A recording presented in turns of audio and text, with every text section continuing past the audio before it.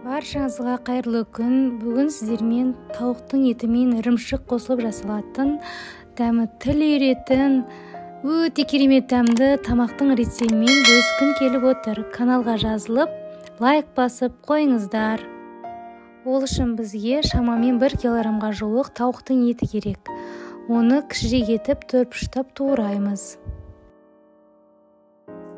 Үлкенірек ыдысқа салып, дәміне қарай тұз, қара бұрыш, өзіңізге ұнайтын дәмдеуіштерді қосып, жақсылап араластырамыз. Мен қара бұрыш, паприка және ашық қызыл бұрыш қостым.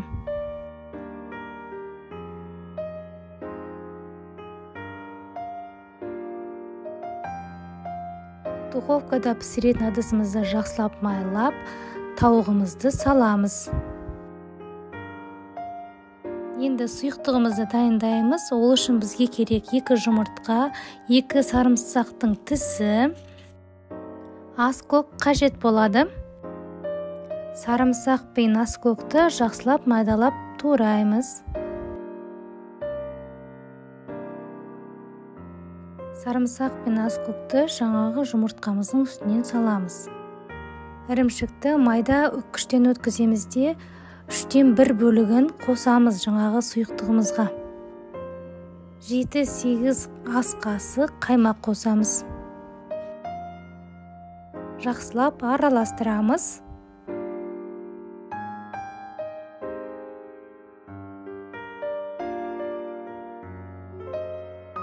Сұйықтығымызды тауығымыздың үстінен құямыз.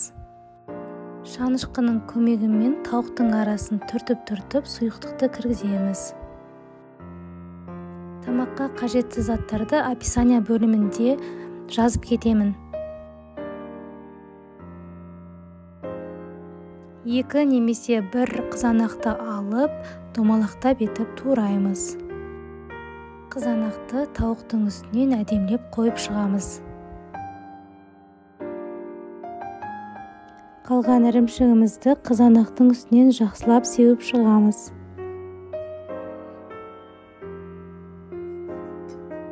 Сосын оның бетін фольгамен жауып, алдын ала қызып тұрған пеште 200 градуста 30 минутқа қоямыз. 30 минуттан соң фольгасын алып, 10-15 минутқа тағы да қоямыз пешке.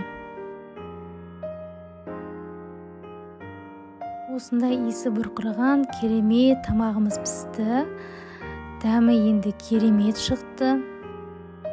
Өзі дәмді, жасалуы оп-оңай. Сондықтан жасап көріңіздер міндетті түрде.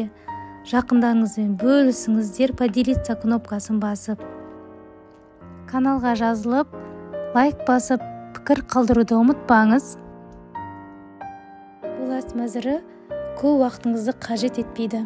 Үйдегі қол жетімді азықтардан жасалынады. Үйдің ішіндегілердің бәріне ұнайтын универсальный тамақ. Мен сіздермен қоштаспаймын. Келесі жүздескенше күн жақсы. Назарларыңызға алғысым шексіз.